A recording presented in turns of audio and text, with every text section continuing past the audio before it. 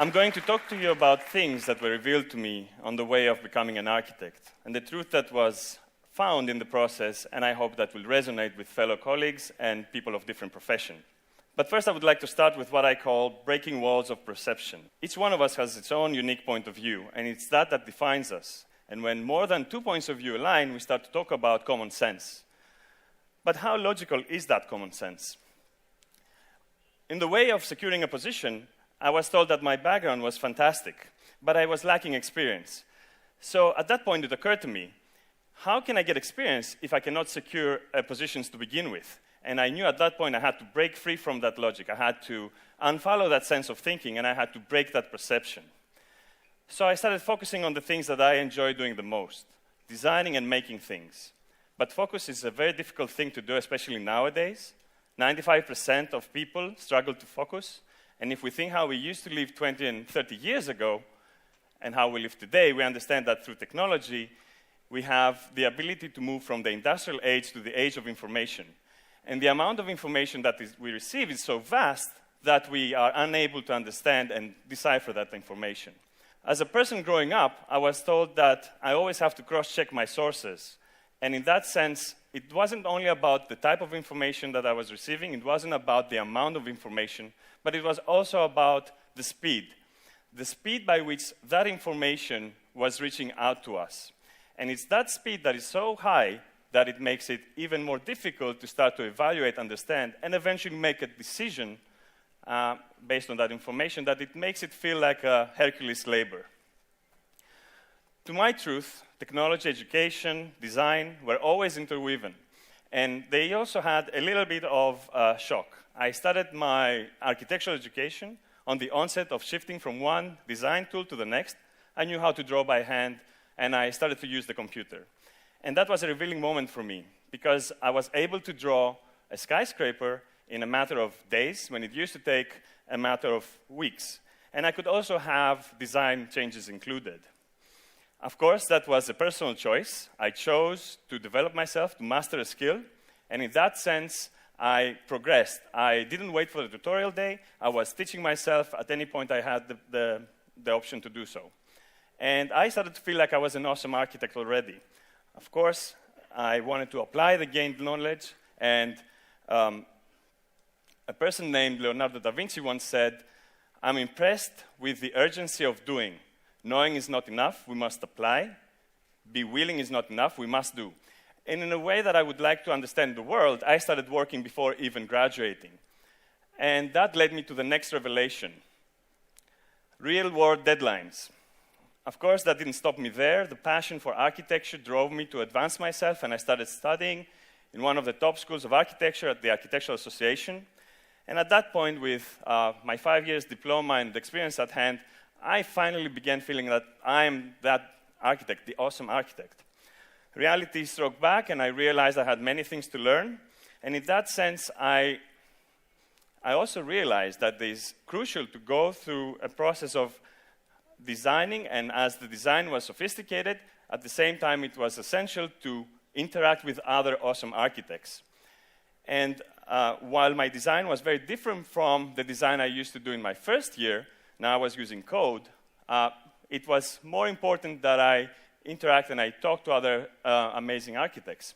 And this is not a truth that is given to you. This cannot be taken by you. This has to be earned. And this is a universal truth. We fight against it. We try to deny it. But this is how it works. And we cannot start to dance if we don't start to walk first. Unless if we are Shakira or Michael Jackson. My next adventure began when I started working with Zaha Hadid. At that point, I was already looking at architecture in the same way that Neo is looking at the built environment in the movie The Matrix. The sophistication in the design was matching with everything that I was teaching myself by then. And this is a render of the Nanjing Towers in China for the Youth Olympics. It has 105,500 square meters of conference center, 2 towers coupling at 258,500 square meters, and 100,000 square meters of basement areas. At the same time, there's a plaza that is terminating on the riverfront. And these are renders, and these are real photos of the project. Now, there's another building, the Opera Theater House in Rabat, and this is a project for the King of Morocco. The $120 million project includes an 1,800-seat theater, a 7,000 outdoor amphitheater, additional rehearsal spaces, and a 350-people restaurant. Now, this also has different design features. It has to represent its design features and at the same time be very functional and follow building regulations of the country. The interior of the theater is different, is crystalline, and it's inspired by the Moroccan makarnas. At that point, each line of the design depicted to me that I had to understand that they represent columns, slabs, and maybe even beams. Now, no matter how sophisticated that design was, the point to understand and remember is that I was already applying the things that I knew in an international team, in a team of different people with different background. And whoever has held a position in an office or had any work, they realize that they go through different moments and moments of adversity. And in the places that I teach, in London and in Oxford, there are mechanisms in place to help people deal with stress. And there's a point to understand here, that that point comes to us by nature. And it comes to us in the form of a lobster. Recently, I understood how lobsters grow. Lobster from the family of Malacostraca is an animal that has a tough skin and a mushy, soft internal body. Now, the word Malacostraca, for those who speak Greek, is misleading because it doesn't have a soft exterior. It's only soft at the beginning of the molting process. It's very rigid and it doesn't expand. So when the lobster needs to grow, it has to go away, hide away from predators, and start to cast off that shell. Then a new shell is generated. The shell has the same features as the previous one. It can even regenerate lost limbs.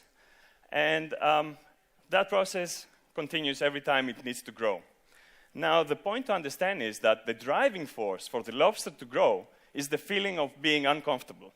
If lobsters had doctors to prescribe medication every time they feel uncomfortable, they would never grow.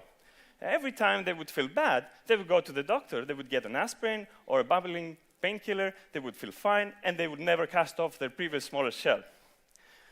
Now, the important thing to remember here is that moments of adversity are also signals for growth.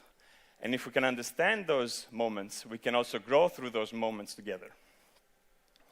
Now, the way that nature inspires me and to realize certain truths like this also becomes a reference point for me for the work, for the experimental work that I do in the programs that I run here in Greece, in different cities of Greece. And it has enabled me to also see architecture in a different perspective. And it has long been the work of many theoreticians to try and decipher how nature creates the abundance of shapes and forms that we see, from growing plants to emerging islands in the ocean. And thanks to the advances of technology, we are able to move and create a sophisticated design in the computer into one-to-one scale. Of course, there needs to be a certain purpose. We need to understand what is the purpose for creating something different, for creating something new.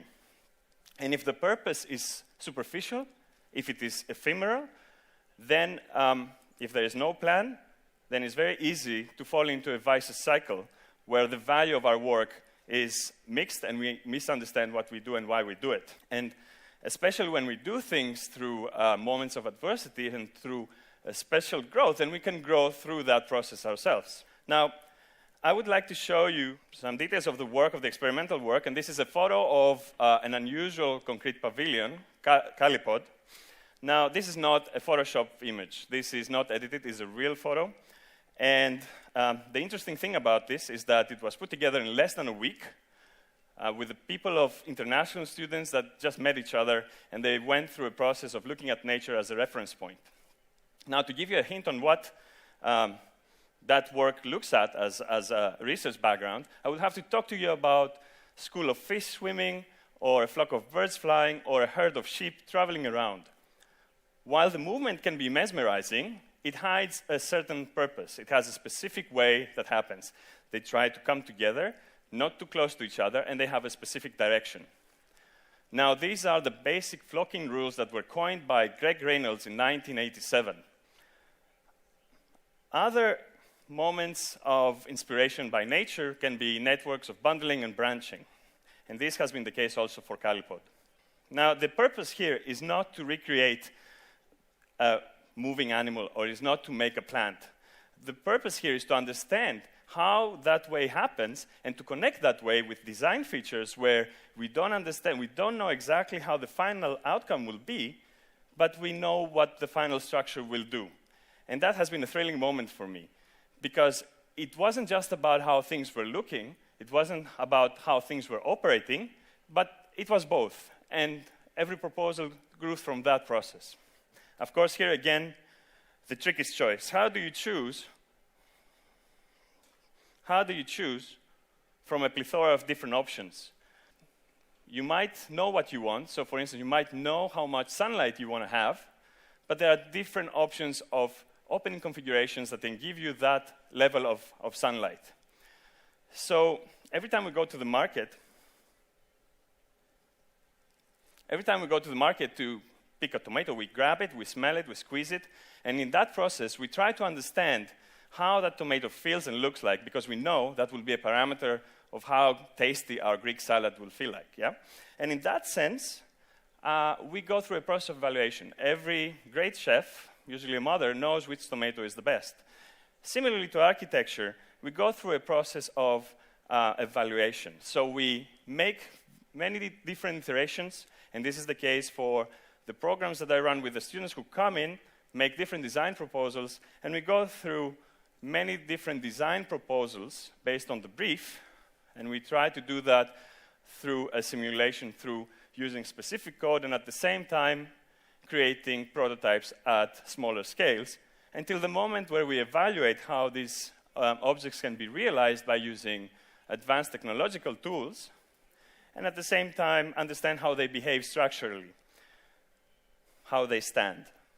And in the case of Kalipod, we had to understand how the forces of gravity were affecting that shell. Eventually, a choice was picked, and that was gone to the next stage where it was created into one-to-one scale.